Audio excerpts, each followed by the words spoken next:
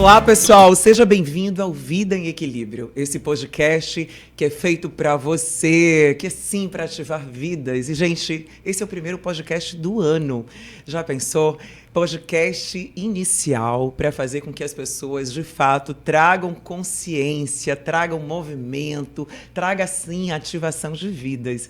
E a pergunta é, como você quer ser agora em 2026? Qual a mudança você deseja para esse ano? Porque todos nós começamos o ano, né, cheios de promessas, de expectativas, querendo mudança, mas o que de fato, né, acontece com as nossas promessas? Por que muitas pessoas não conseguem continuar com essa promessa e de fato realizar esse desejo de mudança? Pois é, né? Então é uma pergunta super interessante para a gente começar o ano. E, gente, o Vida Equilíbrio tem esse propósito de instigar você para o autoconhecimento, de incentivar esse movimento, de trazer consciência. E para abrir esse ano, esse novo ciclo, eu trouxe aqui, gente, uma pessoa super especial para falar sobre esse movimento de mudança, de transformação, que é o Cal Mascarenhas. Ele que já trabalha há muito tempo com desenvolvimento humano, é filósofo, palestrante, hoje é estudante de psicologia, né, acadêmico, e também aqui, né, trabalhando já com desenvolvimento humano, trabalhando o seu projeto Humanistê. Cal, bem-vindo aqui ao primeiro podcast Perfeito. do Vida Equilíbrio desse ano, né, de 2026. Estamos junto. Poxa, que bom, André, estar aqui. Agradeço muito o convite e a você que está assistindo a gente. Feliz ano novo para nós, pois né? É. Que declaremos que este será um ano muito bom, cheio de conquistas, cheio de vitórias, mas antes de tudo, cheio de autoconhecimento, cheio da nossa capacidade de perceber os humanos que somos e como podemos crescer, aprender e mudar sempre. Com certeza, isso aí é super importante pra gente, porque a caminhada é sobre nós, né? É sobre justamente a nossa transformação. E a gente pode até mudar o mundo, mas essa mudança primeiro tem que começar em nós. E eu gosto muito, gostei muito desse conceito que você trouxe de humanistê, né? Que é a arquitetura da gente mesmo, né? Eu quero que você explique o que significa, né? E qual foi o propósito, quando você criou, né, esse conceito, foi justamente inspirado em quê? Perfeito. A ideia original é uma espécie de ressignificação de uma expressão do sânscrito, que é muito utilizada em algumas disciplinas espirituais e religiosas no Oriente, que é o namastê, que expressa essa forma de falar com as mãos aqui mais ou menos na altura do peito, e as pessoas se curvam dizendo namastê, o divino em mim saúda o divino em você. E como a minha perspectiva é uma perspectiva laica, a ideia é buscar exatamente a nossa humanidade. E é dessa humanidade que vai brotar a transformação. E aí, humanistê, o humano em mim saúda o humano em você. O humano em mim, com tudo de luz e de sombra, com tudo de potencialidade, mas também de vulnerabilidade, com todas as minhas conquistas, mas também com todas as minhas escorregadas, tudo que há genuinamente de humano em mim saúda tudo que há efetivamente, genuinamente de humano em você. E é nessa busca de humanização que vem das minhas pesquisas, estudos em psicologia existencial, humanista, dentro também da própria filosofia e com as minhas buscas em mitologia também, sobretudo mitologia grega, que eu gosto muito, eu fui construindo uma perspectiva que depois se juntou com uma derivação da psicologia, que é a ACT, a terapia da aceitação e compromisso, que ajuda também a fazer com que com que haja uma base, tanto na mitologia, como na filosofia e como na ciência, para o humanistê acontecer. Para as pessoas individualmente, em processo de mentoria, e também para as pessoas dentro do âmbito empresarial. Nossa, que bacana, Cal. Bacana esse projeto, bonito.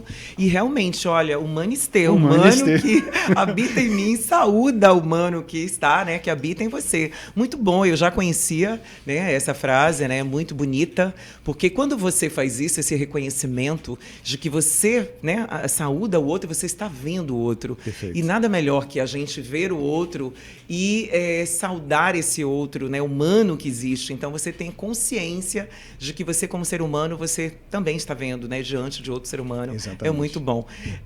Assim, Cal, as pessoas têm realmente, o início do ano, uma expectativa muito grande, né? De mudança, existem desejos, existe aí um movimento, mas, de fato, nem todo mundo consegue, né, chegar lá, ter essa energia, vamos dizer assim, de concretizar, e a maioria desiste no caminho. O que dentro da sua experiência, já de muito tempo, já trabalhando com pessoas, onde você acha que está aí, né, a falha ou a falta, né? O que atrapalha as pessoas a conquistarem realmente essas metas, esses sonhos, que é do começo do ano? A gente pode migrar para 3 grandes riscos, André, que eu acho que vai ser muito fácil para as pessoas que estão aqui nos assistindo perceberem se caíram nessas armadilhas. São riscos e são armadilhas conceituais. E, na prática, elas podem ser até cruéis conosco. A primeira delas é a meritocracia. Ou seja, tudo o que acontece comigo só depende de mim. Isso nos carrega de culpa, de medo, Verdade. de uma sensação também falsa de poder, ou seja, que poder é esse que eu tenho a ponto de fazer com que tudo o que acontece comigo seja por minha causa. Então, de que modo eu estou esquecendo de tudo mais que existe em termos sociais, em termos de vida, de todas as relações minhas com o mundo e que também interferem na minha realidade. Então, a meritocracia mal compreendida, a meritocracia levada às últimas instâncias, a ideia de que tudo o que acontece só depende de mim, que é uma falácia que acabou se Sim. propagando como sendo algo muito, muito valioso e que hoje a gente faz bastante consideração crítica a respeito dela. Esse é um primeiro risco. Um segundo risco, que é a rapicracia. Falávamos aqui antes, né? Verdade. A rapicracia. Então, interessante, gente. Rapicracia, tá? Ele vai explicar o que é. Essa expressão vem é o título de um livro do Edgar Cabanas, que é um camarada que ele dá cutucões muito, muito fortes na ideia de que precisamos ser sempre felizes e sempre expressarmos essa felicidade em tudo que fazemos. E isso acabou, falávamos antes, né, a respeito de redes sociais, isso acabou sendo algo que você basta abrir a rede social para ver que se você não está feliz, você começa a sentir culpa. Exatamente. É como se você fosse obrigado, obrigada a ser feliz o tempo todo. É uma busca, né, pela felicidade um pouco enlouquecida demais, né? Então, rapicracia seria uma ditadura da felicidade o tempo todo e que é algo desumanizante, porque seres humanos não são felizes o tempo todo. Com certeza. Não, e nem serão felizes se forem obrigados a ser felizes. Então é como se dissesse assim, olha, para você ter sucesso você tem que ser feliz. Para você poder ter resultados você tem que ser feliz. Então seja feliz, como se essa determinação fizesse alguém simplesmente, no estalar de dedos, se tornar uma pessoa feliz. E que não é bem assim, não né? Não é bem assim. Aliás, humanamente falando, não é nada assim. Claro, né? Com certeza. E a terceira grande armadilha, é a própria hiperpositividade. A hiperpositividade, que é muito discutida. Dá as mãos, né? Com tudo que de você mão dada. falou agora. Todas amiguinhas ali. Caminhando juntas. A hiperpositividade é muito tratada por um filósofo contemporâneo. Ele é sul-coreano, mas mora na Alemanha, que é o Byung-Chul Han, autor do livro A Sociedade do Cansaço. E ele traz, nesse livro, algumas preocupações muito sérias a respeito de para onde estamos indo. Então, início de ano, é muito comum que as pessoas façam seus projetos, que as pessoas idealizem para onde estão indo, criem metas. Que é muito positivo, né? É necessário, natural, né? Bastante Sim. natural. A gente costuma dizer assim, olha, se você acha que planejamento é uma coisa ruim, pense numa vida sem. Sem, exatamente. Né? Então a gente vai fazer planejamentos. O grande problema é confundir planejamento com obrigatoriedade de garantia de que isso será alcançado. Sim. Então, lidar com experiências fracassadas, lidar com mudanças de planejamento no meio da sua trajetória é fundamental. Claro. E aí o Byung-Chul Han começa a dizer assim, olha, a hiperpositividade é como se fosse uma espécie de feitor interno que a pessoa colocou na mente para exigir de dentro para fora que você tenha determinado tipo de performance. Sim. Então, se antes tínhamos uma escravização das pessoas com feitores externos, na atualidade teremos uma escravização que a própria pessoa causa em si mesma, fazendo perspectivas e planejamentos exagerados em relação àquilo que se cobra de uma boa performance. Não, para você ser bem-sucedido, você tem que ter isso, aquilo, outro, ser assim, fazer tais coisas. E digamos, essas determinações dentro da mente fazem com que você comece a se esgotar, não precisando de um feitor de fora, não precisando de pressões externas. É você próprio que é aquele carrasco que exige de você performance cada vez mais muito bom, de uma monta de resultados incríveis. Uma coisa interessante... Eu acho que as mulheres, com certeza, são as que mais fazem esse papel, né, Cal? Talvez elas sofram ainda mais, né? Então, a gente pode perceber turnos de trabalho profissional, turnos de trabalho em casa, a necessidade de estarem lindas, bem-sucedidas, sorridentes, e tantas coisas que são, de fato, exigidas de uma mulher para que ela seja uma mulher bem-sucedida, sim, né? Com certeza. E não que os homens não sejam, né? Não, que a gente vê claro. que tem essa performance também de cobrança. Mas existe aí um movimento muito grande, né? E ainda sobre hiperpositividade, Andréa, tem uma metáfora que o Churran usa no livro Sociedade do Cansaço, que eu acho ela muito eloquente.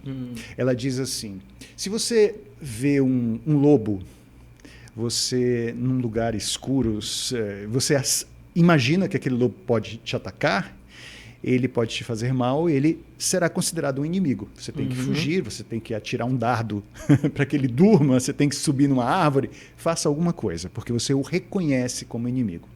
Se você vê um rato, é muito menor do que um lobo, mas você vai saber, olha, esse rato pode me transmitir uma doença, eu tenho que dar um jeito nele. Ele é visto como um inimigo.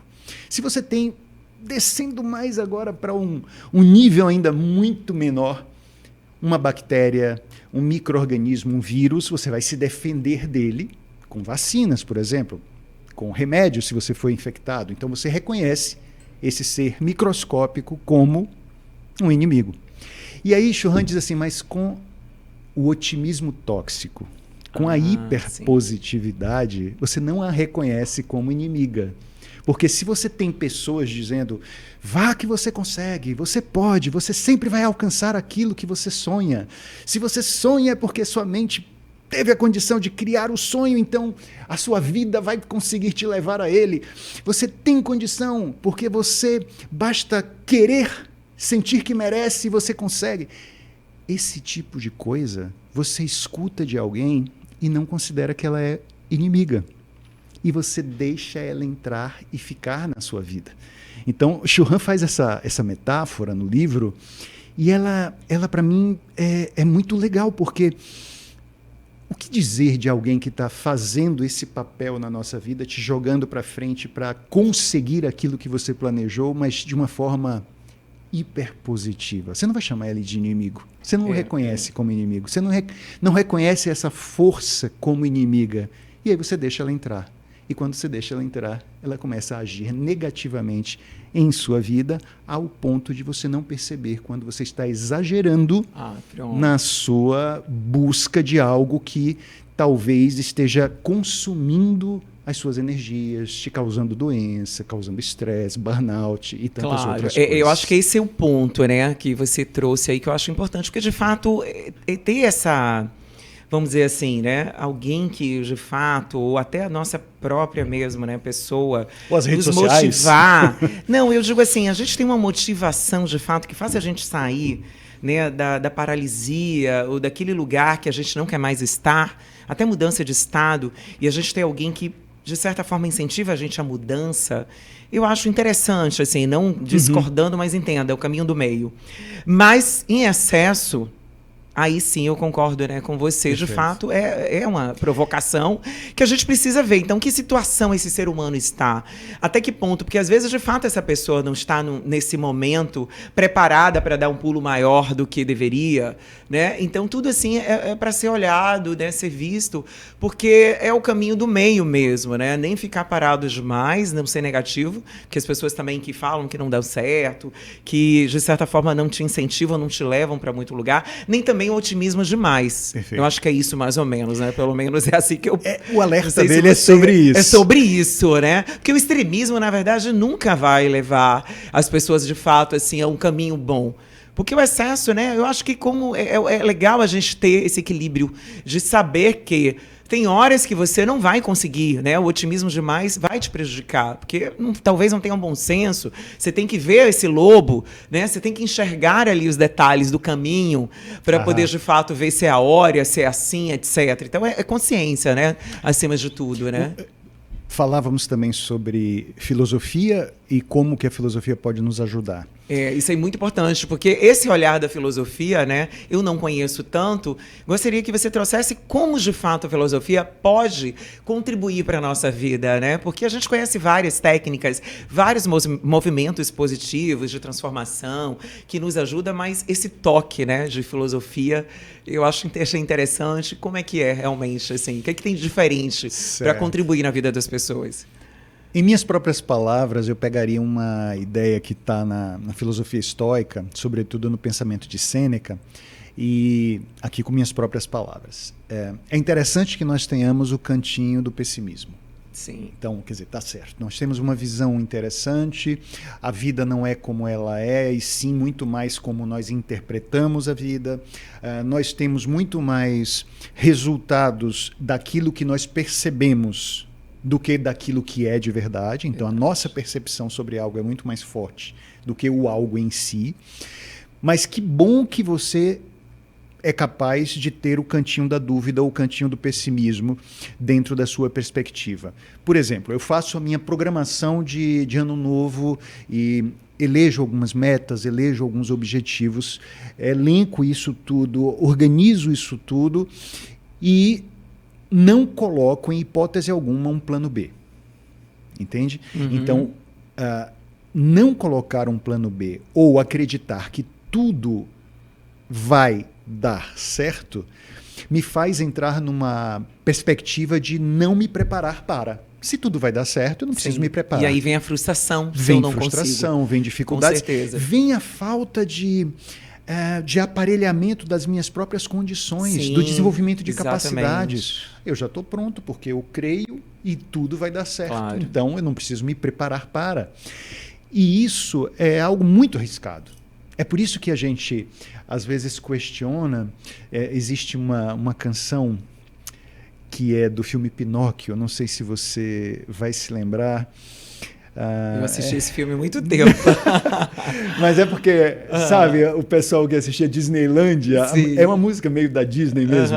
É algo que começa... When you wish upon a star, makes no difference who you are. Quer dizer, se você faz o desejo para uma estrela, não importa quem você seja. Everything your heart desires will come to you.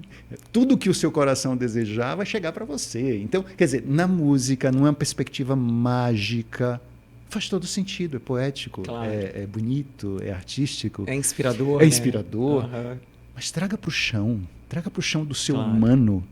Não basta você fazer o desejo e, por conta do desejo, há uma obrigação da vida de trazer aquilo para você. Não, com certeza. Isso aí realmente. Não é? Então, há que tem se um movimento, né? Há que se ter movimento, há que se ter preparo, Com certeza. há que se ter capacidade de flexibilidade para que você possa... Não está dando certo por aqui, eu estou percebendo. Isso, Eu vou por interessante. outro caminho.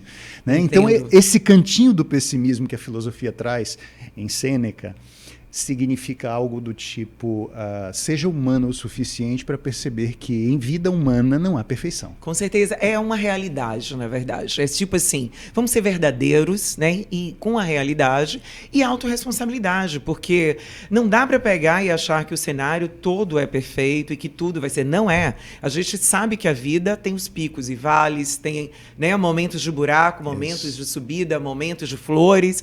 E isso que eu acho que é consciência, né, Cal? A gente saber que na caminhada, assim como na caminhada existem esses, né, cenários positivos, negativos, mas também dentro de mim existem os cenários de sombra e luz. Então, assim, quando eu tenho essa consciência e digo, beleza, tem esses tem essa possibilidade, é a análise SWOT, né? Pontos positivos, negativos, exato, ameaças, os fatores de dados. ameaças e oportunidades. Isso. Que aí eu vou fazer olhar esse cenário com coerência, né? Consciência, e aí, opa, eu tenho um mapa que eu vou conseguir direcionar. Pontos negativos, o que é que eu faço com eles? Onde eu vou trabalhar? Oportunidades, opa, como eu posso aproveitar isso aqui a meu favor? Ameaças, até que ponto isso aqui vai me atrapalhar?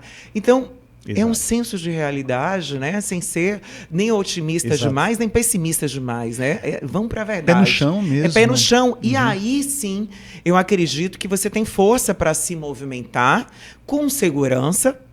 Você tem possibilidade de fazer um plano de ação, estratégia de fato, né? Perfeito. Coerente com a realidade, porque você não está escondendo as sombras, nem está escondendo, né? Mentindo para si mesmo, né? Nem é isso que eu acho que é o mais importante. E você consegue dar passos seguros, com clareza, porque toda decisão, porque assim, a vida, toda mudança precisa de decisão, mas toda decisão precisa de clareza. E essa análise é uma clareza, né? E sustentação, né? Sustentação com dessa certeza. decisão. Eu vejo uma palavra que, de certo modo, ela é entendida, ela é compreendida de uma forma só negativa, que é a palavra aceitação.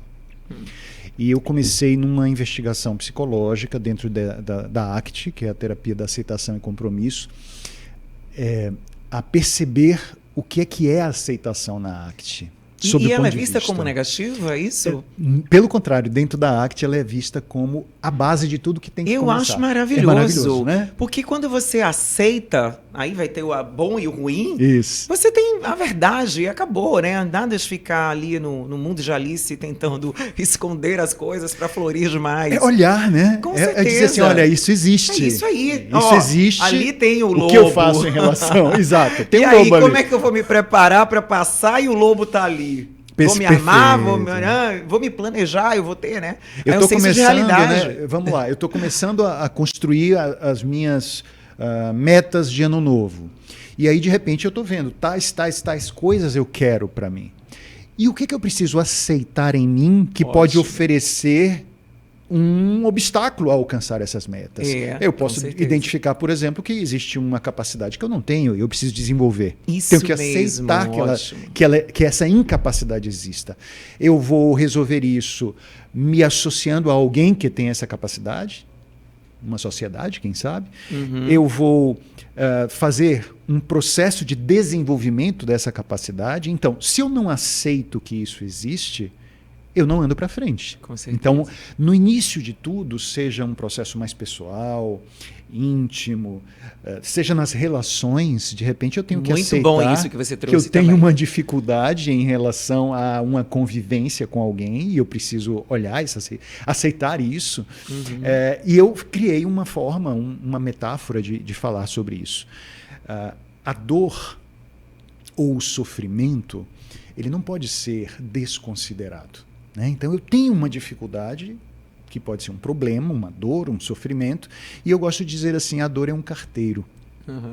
Tá? Então, se eu perguntar para você agora, siga comigo essa metáfora, Andréa, a dor é o quê? É um carteiro. Um carteiro. E o que é que faz um carteiro? Ele entrega cartas, mensagens. Encomendas, né? Encomendas da vida. E aí esse carteiro vai à casa da pessoa número 1. E ele chega lá, toca a campainha, né? Ding-dong. E essa pessoa faz de conta que ele não existe. Ela olhou pela frestinha da janela, viu que era um carteiro, mas é um carteiro desagradável. A dor, o sofrimento, as dificuldades, os problemas não são agradáveis. Né? Então, quando ela olha que é esse carteiro que está tocando a campainha, ela faz de conta que não está em casa, se faz de morta. Só que isso não permite que ele desapareça. É verdade. Ele vai continuar lá, tocando. E essa é uma forma de evitação, que é uma fuga da percepção de que isso existe. Isso aí, fuga. Então, muita gente está querendo construir as suas caminhadas para o ano novo e não está querendo aceitar que ela tem algumas dificuldades, alguns problemas. E isso pode ser configurado em evitação de diversas formas. Pode ser uma evitação do tipo, eu vou beber demais. Pode ser uma evitação do tipo... Tem as compensações, né? Várias compensações. E você foge, você tenta se distrair, buscar outras formas. Eu não quero olhar para isso. Isso. Não quero olhar para isso. E longe de resolver, só vai atrasar o processo de resolução desse problema, porque o carteiro continuará lá na porta batendo ou tocando a campainha. O que seria uma casa número 2? Seria a casa onde a reação é diferente. A pessoa vai até a porta, olha o carteiro desagradável, o problema, a dor, a dificuldade, e se enfurece com isso. E quer matar o carteiro. Sabe? Eu não acredito que isso está acontecendo comigo. Por que comigo? Né? É uma injustiça da vida. E se revolta e vai, inclusive, descontar no carteiro. O carteiro é uma dor, é um sofrimento, é um problema, não tem como descontar nele, vai descontar em outros. É verdade, quem está por perto. Quem está por perto é que vai sofrer, né? Paga o preço. Então, essa fúria da pessoa com aquela dificuldade, em vez de simplesmente eu aceito que isso existe, eu vou resolver isso para poder chegar onde eu quero chegar, não acontece. Então, também ainda é um processo de evitação, é um processo de fuga. Vamos pensar na casa número 3. O carteiro, a dor, a dificuldade, o problema, toca na casa da pessoa número 3. Ela vai, atende à porta e ela diz assim, é isso mesmo, a vida é assim. Eu tenho que me acomodar. Já é o drama, o vítima, né? Não é? Ela se coloca numa posição de vitimização acomodada. Exatamente. Ela se coloca numa posição do não há jeito, não há o que fazer, eu só preciso me entregar. Então essa resignação ainda também é uma evitação. E curioso, nessas 3 portas, a única coisa que não aconteceu foi receber do carteiro o quê? A mensagem. A mensagem, então se sabe nem qual é ela exatamente. Qual é, o que é que essa dor, essa dificuldade, esse problema está me trazendo como mensagem sobre quem eu sou, sobre o que eu vivo, né? O que é que isso está me trazendo de possibilidade de abrir espaço para me conhecer um pouco mais, até para que eu possa chegar com certeza nos meus objetivos. Porque ela incomoda, né? Ainda exatamente. Porque tem algo ali, por que está incomodando? E aí teríamos a 4ª casa, onde a pessoa vai, observa o carteiro, que é a dor, o problema, a dificuldade, sente o que é que ela é de desagradável, aceita que isso existe, então é a aceitação de uma ótica humanamente aceitável, de percepção legítima do que isso é, sem aumentar demais, sem evitar o contato com isso, o tempo necessário para receber o quê? A mensagem. Isso está me trazendo o que sobre mim? Isso está me dizendo o quê? Qual é a encomenda da vida para mim, metaforicamente falando, que vai me permitir, uma vez resolvendo isso, conseguir chegar em meus objetivos. Ótimo. Naquilo que eu planejei, né? Olha, isso é bem interessante, porque, de fato, quando você trouxe aí de uma forma bem, né, metafórica, mas é bem legal, porque eu acho que até algumas pessoas se conectam bem, né, com isso. É uma forma bem interessante. Eu estou aprendendo. A ACT trabalha muito com metáforas. Isso é muito, adoro e acho que é interessante porque toca pessoas, né? Faz com que elas às vezes pensem, não se colocando, né, mas ouvindo uma história e depois ela se coloca. E realmente, né, quando a gente abre o coração para ver aquela dor, aquilo que está acontecendo, você consegue enxergar melhor, né? Porque até então é confuso toda vinda de algo, né, que não é positivo, dói, né? Incomoda. Não é confortável, incomoda, mas todo incômodo, todo desconforto, ele te leva para um outro estado. Isso que é mais interessante. Isso eu até aprendi na minha vida também, sabe? Então, se isso está incomodando, significa que talvez seja na hora de mudar, de fazer uma mudança, de fazer um movimento. Aquele lugar que você está talvez não sirva mais. Aquela história talvez não dê mais. Aquele trabalho e aquele... Aí tem que, né, cada um tem que analisar se essa mensagem, esse carteiro tá batendo para onde? Né? Qual é a mensagem, gente? Ouve a mensagem. E aí entrar nessa reflexão, né? O que isso quer me dizer? Quer ver uma coisa que eu acho que é bastante séria? A ACT trabalha muito com isso também, que é a desfusão cognitiva. O que é isso? A maneira que nós temos de achar que um determinado pensamento ou uma crença, porque eu simplesmente a tenho, é a verdade. Sim. Então, a desfusão não é porque eu penso assim que isso é a verdade. Isso é uma verdade, eu preciso desconectar né? O meu pensamento é como se eu estivesse arrancando a folha da árvore da verdade. Exatamente. E uma das coisas que a gente recebe muito cedo, que também tem a ver com aquelas 3 ameaças, 3 armadilhas que eu trouxe para você, é justamente a ideia de que nós nunca devemos desistir de um sonho. Você lembra daquilo? Nunca desista de um sonho. Aqui, tá ali naquele meio. Do Augusto Olha, eu acho uma das coisas mais problemáticas e difíceis, e a gente... De manter? Se você pensa, você ganhou essa crença, nunca desista de um sonho, você instalou essa folha na árvore da verdade, faça um exercício de tirar. Sim. E observar essa folha fora da sua árvore da verdade. Tire dela a sacralização de verdade. Por que eu digo isso? Porque eu acredito que você, André, assim como eu, nós e você que está assistindo a gente, já deve ter, todos nós já devemos ter, nos despedido de sonhos que não são mais válidos. Sem dúvida. Quantas coisas a gente já sonhou. não somos mais os mesmos. Né? Eu posso ter tido um sonho lá atrás com outra mentalidade, não faz mais um sentido outro hoje. Estado, um outro movimento. E hoje não tem mais sentido, com certeza. Né? Então a gente desiste de sonho quando os sonhos não são mais nossos, porque nós já não somos mais os mesmos. Exatamente. E outra coisa, talvez esse sonho nunca tenha sido nosso. Exatamente, isso é um ponto importante. Interessante, porque muitos sonhos que carregamos, na verdade, não são nossos. Né? Alguém implantou uma expectativa e algo que eu comprei essa ideia. E não sou eu. Quantas pessoas já chegaram isso em relação ao emprego, em relação a um relacionamento e tantas coisas. E de repente percebeu que a gente olha e diz assim, não tem nada a ver comigo. Por isso mais as frustrações, né? Então, na sua lista de ano novo, nesse 2026, para e pensa, você está anotando aí algo que é seu de verdade? Você está coerente, né? Coerente, com seus valores e verdades com internas. seus valores, com sua vida, com quem você conhece de si. E é por isso que o processo de autoconhecimento nunca termina. Com certeza. Ele nunca termina. Que a gente nunca é o mesmo, né? Se a gente chegar naquele ponto que a gente quer de melhoria, chegou lá, não é mais. Então eu vou ter uma outra visão. Eu vou estar vendo de um outro patamar, outro conhecimento, uma outra sabedoria, tanta coisa, né? Quem sou eu hoje? Outro ambiente. Quem sou eu hoje? Até a gente dizer assim, quem é você, Andréa? Quem sou eu? Quem é você, Cal? Eu fico pensando assim, seria melhor a gente falar sobre quem nós somos ou seria melhor a gente falar sobre quem é a Andréa que quer ser? Quem é a Andréa que você quer ser? Quem é o Cal que eu quero ser?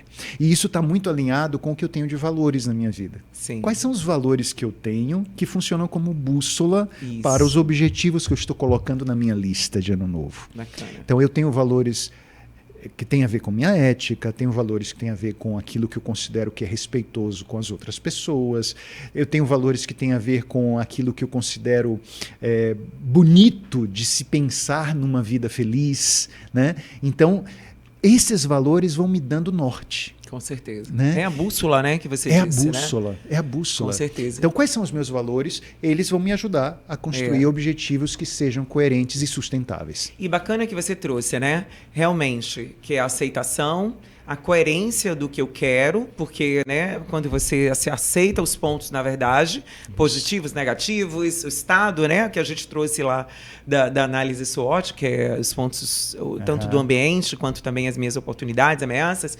Eu também vou para, depois desse momento, eu tenho que entender também esses valores, porque os valores eles vão me direcionar para a verdade, né? Para dentro da minha alma, aquilo que realmente eu quero. De repente eu posso estar querendo ser um exemplo aqui, vou dar um exemplo assim qualquer. Quero ser uma palestrante ou quero escrever um livro porque todo mundo que é de mentoria, tem essa tendência. Então eu quero fazer parte daquilo para poder... E de repente não é aquilo. Não tem a ver com né? você. Não tem a ver comigo. né? De repente não é falar em público. E sabe, é isso que é mais ou menos, né? Então, assim, os valores ele vai te direcionar. Não é por aí.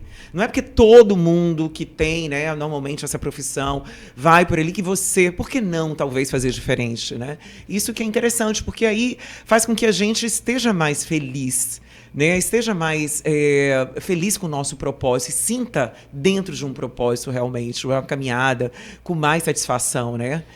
A gente recebeu tanta mensagem do mundo, da vida e cada vez mais das redes sociais a respeito de quem nós devemos ser. De modelo ideal, né? Hoje de uma felicidade que, na verdade, é tão perfeita que não existe. Isso e é um isso trabalho está atrapalhando horroroso. muita gente, os consultórios aí. E aí, cada vez mais, vindo mais pessoas trabalhando essa parte, porque realmente, quando você vai conversar, infelizmente, as nossas crianças estão aí também, né? Indo nessa geração, né? O índice de crianças e adolescentes com crise de ansiedade, coisas tais, depressão, é bastante alto. E tem muito a ver com esse nível de exigência sobre quem eu preciso mostrar para o mundo que sou. É muito mais um mundo de aparências do que de realidade, né? Tem uma história... Já viu que gosto de contar adoro, histórias. Tá? Gosto de contar todas. A história do carteiro... História conecta, a né? dor Sempre. É um carteiro, o problema é um carteiro. Foi algo que eu construí e escrevi por conta de perceber quais eram, inclusive, as minhas posições. Eu já me vi em cada uma daquelas casas. Imagino, todos nós, todos assim, nós, né? Eu acho que em momentos, né, já somos mais reativos, outros pois é. A gente começa, não, peraí, deixa eu ouvir, né? Eu acho que é normal, né? E aí vem uma história que não é minha, lógico, foi escrita pelo Newton Bonder no livro Código Penal Celeste, o nome do livro dele, que tem essa história. Celeste, né? Celeste. Código Penal Celeste. O Newton Bonder fez livros incríveis, um deles gerou o espetáculo Alma Imoral, que é bacana. Um monólogo lindo. Nesse livro, o Código Penal Celeste, ele tem uma história de um rabino, que era um sábio, e esse rabino tinha um ponto focal nas suas pregações, que era não temas a morte. Então não temas a morte. Tá. Então a ideia, o foco dele era, você precisa viver sem medo de morrer. Não precisa ter medo da morte, não precisa ter medo da morte. E ele ensinava isso para todos os seus pupilos, para os seus alunos e tal. E aí o Rabino Súcia envelhece, fica doente e fica morrendo de medo de morrer. Não, imagina a contradição. Uma contradição. Não ter medo, mas... E os alunos ficam assim, mas como, mestre? Você nos ensinou a não ter medo da morte e tal, e agora está assim aí sobre a cama, apavorado, porque está doente, que está perto de morrer. E ele diz, não, eu não tenho medo da morte, eu tenho medo da pergunta. E aí os jovens se acercam dele, né, ficam ali, como assim? O que é que o senhor quer dizer? Quando eu chegar do outro lado, e eu acredito que existe o outro lado, no portão celeste haverá uma pessoa, um ser muito brilhante que olhará no fundo dos meus olhos e perguntará, Súcia, por que você não foi tão guerreiro, bravo e corajoso como Alexandre o Grande? E eu tranquilamente vou dizer para ele, olha, eu não fui bravo, guerreiro, corajoso como Alexandre o Grande, porque eu não fui Alexandre o Grande. Eu fui e sou Súcia. E ele fará uma pausa e me perguntará outra coisa. Por que você não foi tão sábio, tão capaz de ensinar, tão inteligente quanto Salomão, por exemplo, quanto Maimônides, quanto tantos outros sábios do... Ora, direi eu, porque eu não fui eles. Não sou eles. Eu não sou Salomão, eu sou Súcia. Eu fui Súcia. E aí, depois de uma pausa ainda maior, esse ser olhará para mim e perguntará.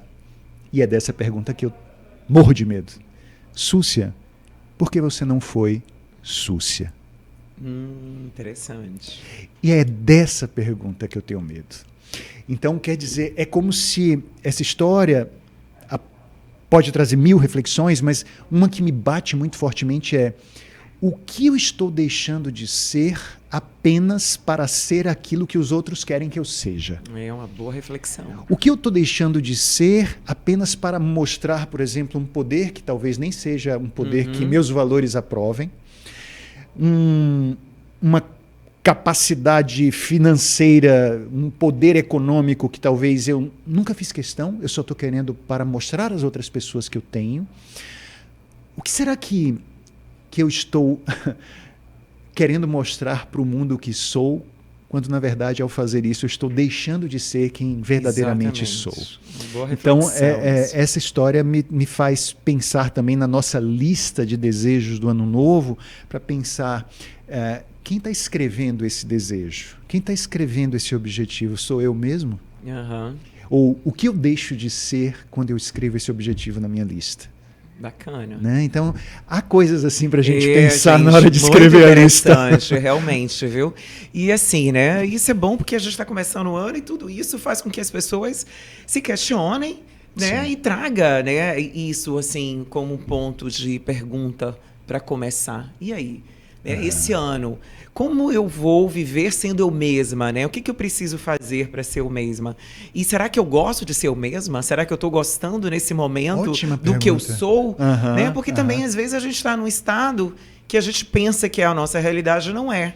Né? Pode ser, né? Não sei, muita gente aí, infelizmente, acaba se escondendo por trás de muitas coisas, inclusive até por trás de um relacionamento ou de um emprego que, de repente, não é bem aquilo que a pessoa quer, né? Então, tem pessoas que não estão vivendo, estão no automático, né? Perfeito. E aí, como sair desse automático, Cal? Como fazer com que as pessoas realmente tenham uma reflexão dessa grande pergunta, de fato, né? Quem eu sou e quem eu quero ser esse ano? Aumento de repertório. Aumente seu repertório. Procure conhecer novas coisas. Eu gosto muito de dizer para as pessoas assim, dentro dos seus objetivos listados, existe alguma coisa muito estranha, muito diferente daquilo que você acha que é, acha que gosta, acha que quer? Eu gosto muito de pensar assim, quantas vezes na sua vida você já escolheu um filme para assistir que não tem a ver com o gênero que você gosta mais? Quantas vezes você já escolheu um livro para ler e colocou ele como objetivo, um livro que seja aparentemente nada a ver com as coisas que você gosta? Quantas vezes você já foi movida por algo que pode abrir mais possibilidades e agigantar mais os seus horizontes do que estreitar naquilo que você já conhece? Então, o aumento de repertório é algo que eu considero muito interessante. E esse aumento de repertório, no meu entender, tem muito a ver com cursos, sim, com investimento em aprendizado, com livros. As pessoas estão querendo ler cada vez menos. Isso é triste. É como se não quisesse se aprofundar, né? É muito assim, tudo muito rápido, informação rápida, ligeira, não tem profundidade. Quanto menos querem tempo, mais mastigado, né? Possível, né? E de fato a mudança ela tem que ser profunda, né? O conhecimento também. Sabe aquela ideia do aprendizado por cortes? Por cortes.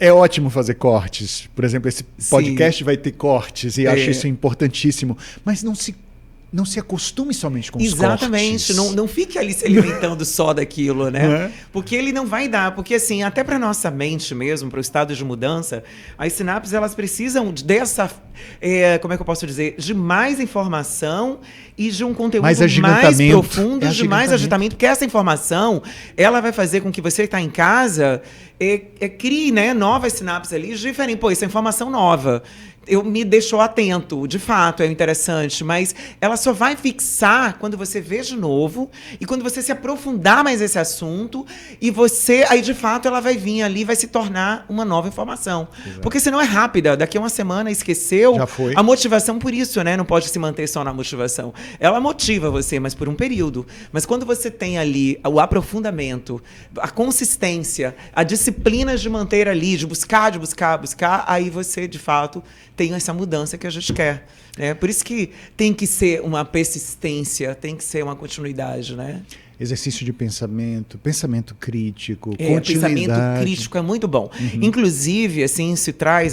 vamos falar de errar, vamos falar de crítica, porque, assim, é muito interessante, porque quando a gente aprende que dentro desse caminhar existe, como a gente já trouxe, luz e sombra, mas também existem os erros, existe também os pensamentos críticos e também estar aberto a receber a crítica. Claro. Porque isso faz com que a gente seja humano, né? Já que a gente trouxe esse conceito de autoconstrução.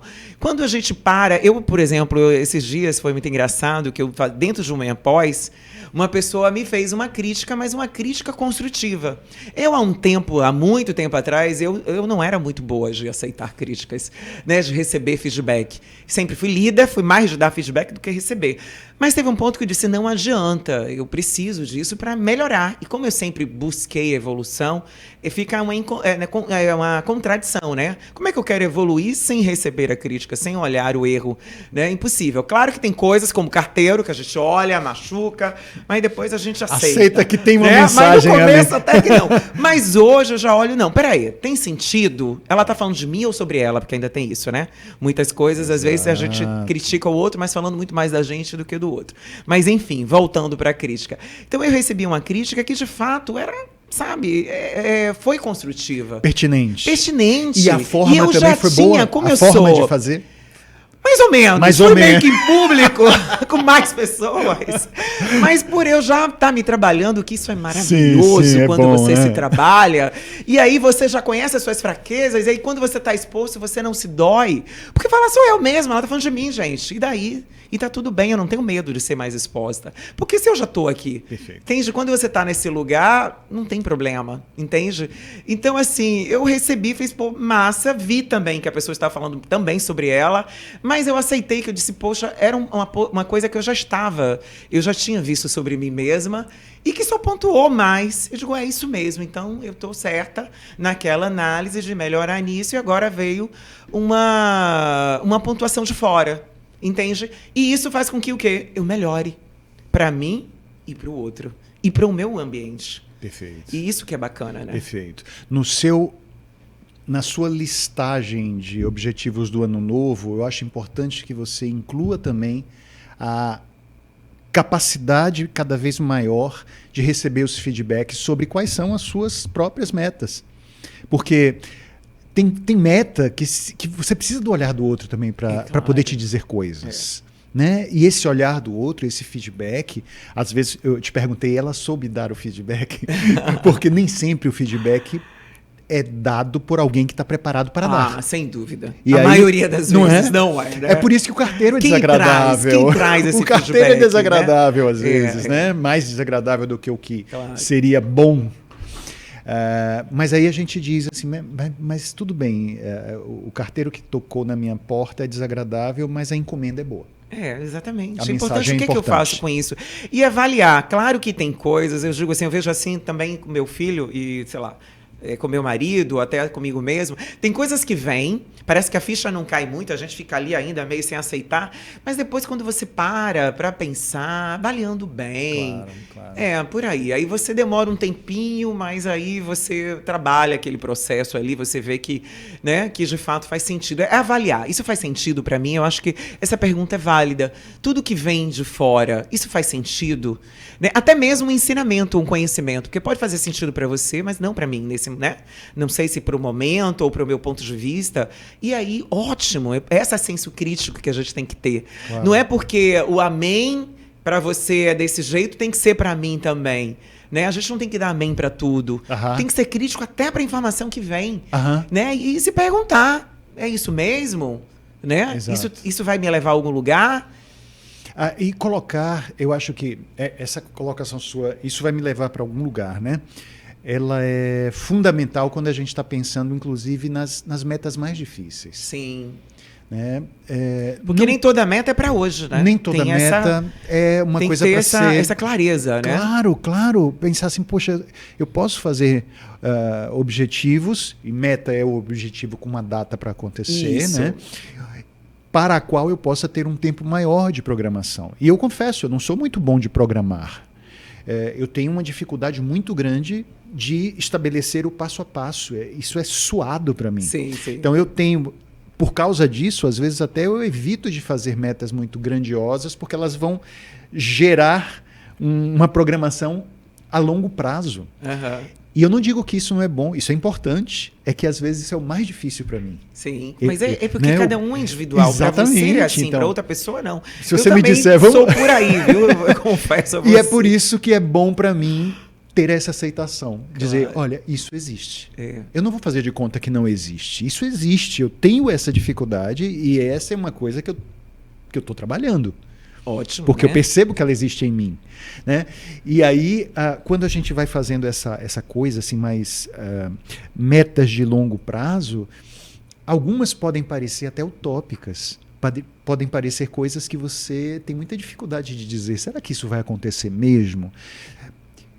Nada de errado também. Nada de errado em fazer metas grandiosas. Claro, com certeza. Apenas veja se essa meta é sua mesmo, Isso. ou se é mais um dos programas que você está recebendo de outras pessoas. Com Né? certeza. Verifique se isso é seu mesmo. Mas se é seu, é uma meta grandiosa, que bom, que legal. Sonhe alto também. Uhum. E pense, pode parecer utópico, pode parecer impossível, mas isso não precisa ter nem garantia e nem obrigatoriedade. Pode ser que ter essa meta seja apenas uma forma que a vida está tendo de dizer continue caminhando. Isso. Continue caminhando. E isso me lembra, houve um diálogo entre Eduardo Galeano, um grande escritor, com Fernando Birri, que é um diretor argentino, um diretor de cinema. E eles estavam numa espécie de evento, e aí uma pessoa da plateia, por conta da discussão, pergunta para o Fernando Birri, me diga uma coisa, você falou aí de utopia, de coisas ideais, de uma busca por coisas grandes, sobretudo de utopia, mas se utopia é algo impossível de ser realizado, para que isso existe? Aí ele parou um pouquinho e respondeu assim, olha, eu penso que a utopia é como o horizonte. Está lá na frente. Você não vê o final, né? Está lá. Você caminha 10 passos, o horizonte se afasta 10 passos. Você caminha 100 passos, o horizonte se afasta 100 passos. Se a utopia é como o horizonte e nunca pode ser alcançado, para que serve? E eu respondo, serve para que eu nunca deixe de caminhar. Exatamente. É porque tem que ter um movimento. Porque a vida é sobre movimento. Ela convida, né? Exatamente. Ela atrai. E o que na vida parado cresceu? Né? Porque não cresce, o parar é pelo contrário, né? Exato. Então, assim, até a água parada vira o quê? Algo estagnado. Exatamente, né? estagnado, ela vira limo, ela vira, né? Então, assim, a vida é movimento, é sobre isso. E se a gente está começando o ano, né? E a gente deseja essa mudança, a gente deseja conquista, a gente deseja tanta coisa, tem que se movimentar. Movimentar ideias, movimentar conhecimento, movimentar o agir também. Mesmo que não haja adianta garantia, só né? Exatamente. Não Porque espere a gente não tem garantia. garantias de nada, mas a gente tem que agir. Perfeito. E aí é que está o segredo da vida, né? O gostoso. É você movimentar, porque tem surpresas no caminho. Podem ter direções, de repente você pode mudar, pode melhorar. E aí que é o bom. Né? O importante é você ter, sim, uma vontade de chegar a um lugar. Exato. Um desejo de movimentar e não ficar ali estagnado, né? Nas zonas de conforto. Porque é exatamente essa a proposta. Né? O que você está precisando aí se movimentar para sair de uma zona de conforto que você já vê que já não cabe mais para você, né? Que não está te levando a lugar nenhum. Então, o que movimento hoje você precisa fazer para sair desse lugar que você não deseja mais estar? Porque o ano está aí, né? O ano começou. E essa é a oportunidade, claro, né? claro. De começar, de fazer. E não pode só ficar esperando o começo do ano, né, Cal? A gente tem que fazer esse movimento sempre na nossa vida, né? É como uma ideia, assim, até para as pessoas que estão assistindo aqui agora, que já estão aí com um papelzinho na mão para fazer sua lista de objetivos, eu diria que todo dia, quando o sol nasce, ele te faz uma pergunta. Todo dia. E a pergunta é, você nesse dia escolhe felicidade ou vida? Todo dia o sol vai te perguntar isso. Você escolhe felicidade ou vida? E o raiar de um ano novo também está perguntando isso. Você escolhe felicidade ou vida? E é muito interessante porque quando eu lanço isso em palestras, as pessoas ficam um pouco divididas. Elas dizem, eu escolho felicidade. E eu costumo dizer, olha, nada de errado. Nada de errado. É natural que a gente pense que essa seria a melhor resposta. O problema é que ao escolher felicidade, eu estou escolhendo metade da minha existência. Porque nem tudo é feliz. Exatamente. Nem tudo é feliz. E quando eu escolho vida, eu escolho felicidade e tudo mais. E tudo que tem ela, Eu né? escolho as visitas do carteiro também, que me trazem mensagens importantes. Exatamente. E é um carteiro desagradável. Eu escolho aceitar determinadas realidades que estão ali e que podem não ser muito agradáveis de serem sentidas, mas que vão ser importantes como uma pedra para mais uma construção da minha vida. Uhum. Então, se eu pudesse dizer às pessoas nesse início de ano algo, o sol está olhando para você, fazendo essa pergunta, você escolhe felicidade ou vida, e eu sugiro, escolha a vida. Escolha a vida com a sua humanidade, com tudo de humano que você tem, com todas as suas luzes e sombras, potencialidades e vulnerabilidades. Escolha a vida, porque ser gente, com tudo que gente tem, é o grande presente de estar nesse mundo.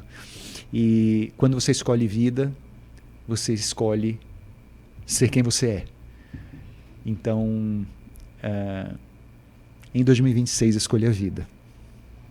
Muito bom, adorei. Escolher vida, né? Escolher vida é você estar presente no presente. Aceitar você esse presente, e é você não construir. Para acomodar-se, né? Exatamente, aceitar o presente para bom. Transformar, para crescer. E é assim, você trouxe algo sobre felicidade, porque as pessoas buscam muito a felicidade de uma forma talvez errônea, né? Repicracia. Exatamente. Então, assim, entender que mais do que nunca, a felicidade, na verdade, são os momentos, né, que você vive. E às vezes pode estar na simplicidade de um dia, de um ato. Então, assim, talvez as pessoas ficam almejando algo épico, mágico, enorme para poder se considerar feliz. E é isso que a felicidade, na verdade, são momentos que você tem ali, né?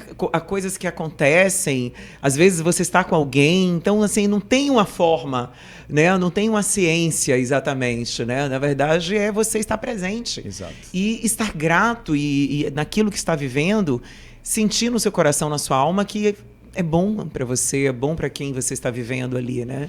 Quantas pessoas fogem, Andréa, de situações difíceis, por exemplo, de apoiar de perto uma pessoa que sofre, porque não quer se deparar, né, com o sofrimento, isso, não quer sofrer com. E eu acho que no momento em que ela se afasta da tristeza que há no mundo, do sofrimento que há no mundo, ela se afasta de si mesma. Ela se afasta da ideia de que ela faz parte, de que ela está conectada com tudo isso. Sim. Então é muito interessante que a gente comece a pensar numa felicidade em conexão. Bacana isso. Uma felicidade que... Inclusive faz parte da felicidade a questão do você ajudar o próximo, porque é uma conexão de felicidade. Teia, né? É uma teia, porque tem a gratidão, porque você se sentir grato, ela te dá, né, essa sensação, né, essa energia da felicidade. E a mesma coisa quando você ajuda o outro, né? Pessoas que estão ali, sei lá, já se aposentaram ou não tem nada mais para propósito. Quando ela começa, isso já tem casos, né? Estudos sobre isso. Quando começa a ajudar outra pessoa a fazer um ato de ajudar a vizinha, a fazer compra, cortar a grama, tem várias histórias assim. A pessoa começa a sentir uma felicidade que ela não tinha antes. É um senso de propósito, de ajuda, né? Isso é muito bom também. Conexão. Conexão. Estar em conexão. Né? Fala-se muito sobre empatia e existem alguns estudos interessantes recentes que mostram que talvez para o ser humano hoje seria mais interessante focar em compaixão do que na empatia. E esses estudos explicam. Sim. Empatia tem muito a ver com sentir Exatamente. algo que o outro sente, embora isso seja impossível, né? A gente não vai sentir exatamente o que o outro sente. Aliás, nunca vai ser possível. A gente tem uma ideia do que o outro pode estar sentindo. Mas a empatia, neurofisiologicamente, ela tem muito a ver com aquele que se parece mais comigo. Uhum. Então, eu tenho mais facilidade de sentir a tal empatia quando a pessoa tem a mesma origem que eu, o mesmo jeito de viver que eu tenho, a mesma etnia, mesma forma de pensar, mesmas crenças, mesma cultura. Então, quanto mais parecido ou próximo, a empatia aumenta. Com certeza. Já a compaixão não depende tanto da similitude. Então, eu posso me sentir com compaixão por alguém que é muito diferente. Então, dentro da nossa lista de objetivos, que tal começar a colocar também como me aproximo dos diferentes? Nossa, bem como me interessante. aproximo, de que maneira eu vou colocar objetivos de questionar ou amar o próximo. Porque eu não posso amar o distante, né? Deixa eu amar o distante, o que tem pensamento distante do meu, o que tem um jeito de viver distante do meu jeito. E assim eu posso ser uma pessoa que vai entrando em conexão com mais humanos do que se eu ficar preso somente à semelhança, né? Nossa, é muito bom. É isso, e olha, a gente tá chegando ao final, né, desse podcast. Meu Deus do céu. Mas, Cal, muito bom, assim, realmente essa conversa. Eu acho que é uma conversa, assim, gostosa e tudo a ver com esse começar, né? Perfeito. Com o início de algo, de um ano. Isso é bem motivador mesmo. Eu quero que você traga, porque é uma pergunta clássica, né? Exatamente, assim, o seu ponto de vista. Na verdade, eu quero 2 perguntas. Primeiro, que dica você dá agora para as pessoas que estão em casa sobre, além a gente já falou de como começar o ano, mas assim uma mensagem, né, para quem está nos ouvindo e que tem aí, pode melhorar essa expectativa melhor sobre a vida, sobre si mesmo, sobre seu ano, né? Que dica você tem, assim? Tô fuçando aqui na minha como estante mental, esse né? ano de 2026, afinal? Perfeito. Você trouxe várias dicas interessantes, mas tem algo assim que você acha que, olha, faltou eu falar isso aqui? Tá. Eu diria que é a dica que eu dou a mim mesmo. Que eu me torne mais autocondescendente. Eu tenho visto que, por conta de tudo que acontece no mundo, eu tenho sido alguém muito exigente comigo mesmo. Então eu diria para você que está se organizando para esse ano que começa, tenha um pouco mais de paciência consigo. Num mundo que está te exigindo tanta performance, tanto resultado, tantas mudanças bombásticas, pense no curtinho, no pequeno também. Pense em o quanto você pode se agigantar dando um passo pequeno. O quanto aquele passo gigantesco que você pensou em dar e não conseguiu pode ser respeitado. Eu não dei. Eu não fui capaz hoje. E eu aceito isso. E amanhã serei diferente. Amanhã posso dar um passo maior. Mas que você não se auto-chicoteie por causa disso. Então, meu recado seria um pouco mais de paciência consigo, um pouco mais de respeito com os próprios movimentos, para que você não seja uma pessoa que está vivendo por conta do que exigem de você. Então, menos exigência, mais autorrespeito. Muito bom, Cal. E para você, afinal, o que é uma vida em equilíbrio? É uma vida em que eu consigo equilibrar, uma vida em equilíbrio, uma vida em que eu consigo equilibrar todas as minhas vontades e todas as minhas frustrações, como um malabarista que consegue jogar as bolas dos sonhos, ao mesmo tempo a bola das não capacidades de conseguir esses sonhos. É como se eu tivesse condição de dizer, eu sou alguém que tem possibilidade de ver o que consigo e o que eu não consigo, o que eu já fiz e o que eu não fiz, o que eu posso fazer e o que eu nunca poderei fazer, com a mesma atenção e com o mesmo respeito. Exatamente. Né? Ser alguém que tem capacidade de fazer esse malabarismo com as bolas do possível e do que ainda não foi possível. Muito bom. Gostei muito da palavra respeito, porque já que a gente está falando de seres humanos, né, humanister, tem que ter o respeito, né, o autorrespeito, né, o respeito pelo próximo, porque senão a gente não tem coerência, né, de enxergar esse humano que existe em você se eu não tiver respeito, né?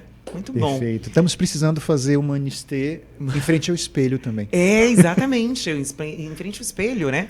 Tudo que quando eu aprendo a me respeitar, eu vou ter muito mais consciência, né? E essa vontade de respeitar o outro, né? Eu tenho feito muita coisa e estou colocando Quero que esses você fale o temas, seu sua rede social, no YouTube. onde as pessoas te encontram. No YouTube eu tenho deixado bastante coisa. No Instagram. Que Qual a sua página?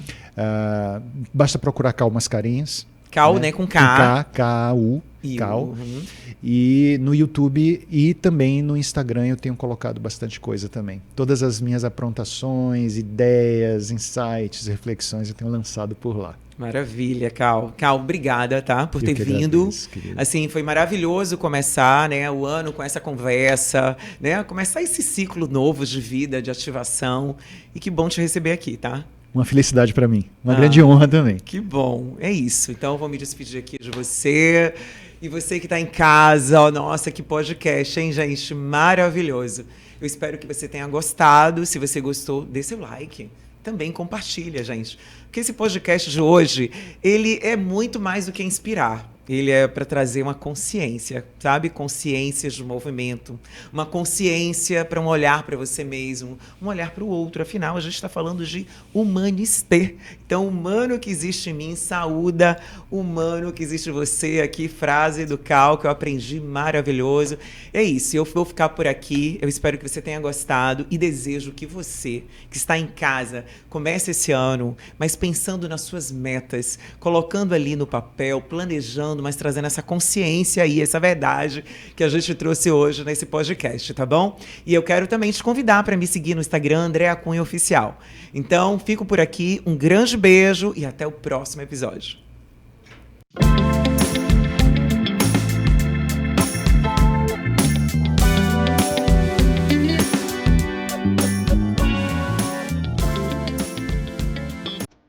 O Oliva Gourmet combina sofisticação e praticidade em uma experiência gastronômica única. Com um buffet cuidadosamente elaborado, oferece uma seleção de saladas, grelhados, massas artesanais e pratos à la carte que encantam um paladar. Além de uma refeição saudável e saborosa, o Oliva Gourmet proporciona um ambiente confortável e aconchegante.